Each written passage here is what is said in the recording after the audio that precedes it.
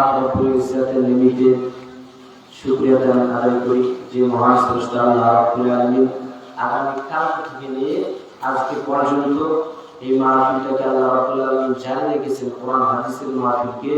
এমনকি মাহফিল চলবে আমার পিছনে অনেক ছোট ছোট আলিম দিকরা রয়েছে, তিনারা কোরআন হাদিস থেকে আলোচনা করবেন আলহামদুলিল্লাহ।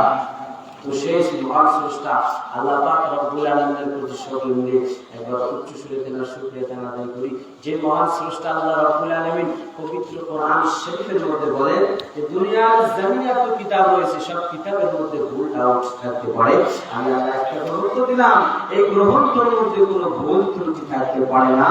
যদি একটা হরফকে একটা জজমকে দুনিয়ার মানুষ ইনকার করে দেয়, আমার আল্লাহ কয় সেই ব্যক্তিটা কুফরি করলো, সে ব্যক্তি দুনিয়ার জন্য কুফরি করলো, সে ব্যক্তি কাফের হয়ে গেল। আলহামদুলিল্লাহ। সূরাতুল বাকারার মধ্যে আল্লাহ রাব্বুল আলামিন বলেন, ও দুনিয়ার মুসলমান, আমি আল্লাহ রাব্বুল আলামিন জানিয়ে দিলাম যালিকাল কিতাবু লা রাইবা ফীহ, ইস কিতাব में कोई शक नहीं। আমি আল্লাহ জানিয়ে দিলাম দুনিয়ার মানুষ, আমি রাব্বুল আলামিন জানিয়ে দিলাম এই দুনিয়ার জমিনে যত কিতাব আছে, যত গ্রন্থ আছে, যত সহিফা আছে, সমস্ত কিতাবগুলোর মধ্যে ভুল ত্রুটি থাকতে পারে। আমি রব্বুল আলামিন একটা জিনিস তোমাদের কাছে ওয়াদা করে দিলাম, জানিয়ে দিলাম, আমি আল্লাহ একটা গ্রন্থ দিয়েছি, এই গ্রন্থ আল কুরআনুল কারীমের মধ্যে কোনো ডাউট, কোনো সন্দেহ নাই, কোনো ভুল নাই। দুনিয়ার কোনো মুসলমান যদি এই কুরআনুল কারীমের মধ্যে ডাউট সন্দেহ মনে করে, আমার আল্লাহ কয় ওই ব্যক্তিটা মুসলমান থাকবে না, ওই ব্যক্তিটা যেন সঙ্গে সঙ্গে কাফের হয়ে যাবে। নাউযুবিল্লাহ। সে মহান স্রষ্টার প্রতি সকলে মিলে তিনারা রবীন্দ্রনাথ খেলার পাকের মধ্যে তিনি সূরাতুল ফাতিহা, যে সূরাতে বলা হয় উম্মুল কোরআন, আল কোরআনুল কারীমের মা, যে সূরাতে বলা হয় সূরা ফাতিহাকে, সেই সূরা ফাতিহার মধ্যে ফার্স্ট এক নাম্বার আয়াতের মধ্যে আল্লাহ রাব্বুল আলামিন জানায় দিলেন আলহামদুলিল্লাহি রাব্বিল আলামিন।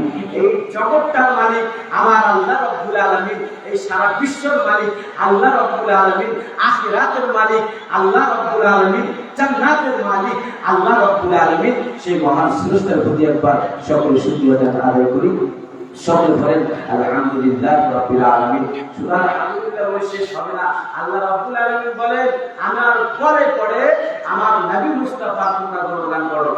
আল্লাহ নবী সাল্লাল্লাহু আলাইহি ওয়াসাল্লামের গুণগান করার দরকার আছে কিনা?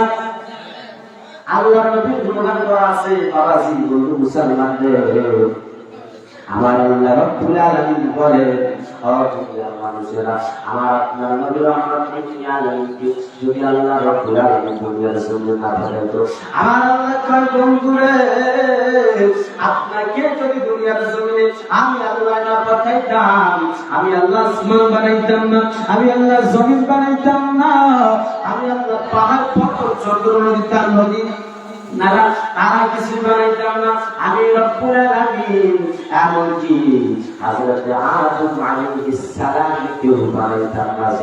সুবহানাল্লাহ। এই বুখারীর হাদিসের মধ্যে বলতেছেন বাবাজি, কুনতু নাবিয়্যা ওয়া আদামু বাইনা রূহি ওয়াল জাসাদ, যখন হযরত আদম আলাইহিস সালামকে আল্লাহ রব্বুল আলামিন আদামকে পানি দিয়ে তৈরি করে, তার পূর্বে আমার নবী রাহমাতুল লিল আলামিন বলেন আমি বলি তার উপরে ইসলাম শুরু করনা। সুবহানাল্লাহ।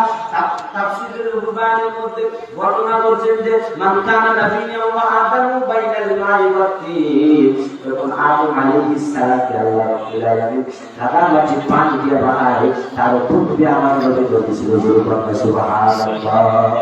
নবীর প্রতি সংকীর্ণ আবার গুরুত্ব সকলে করেন সাল্লাল্লাহু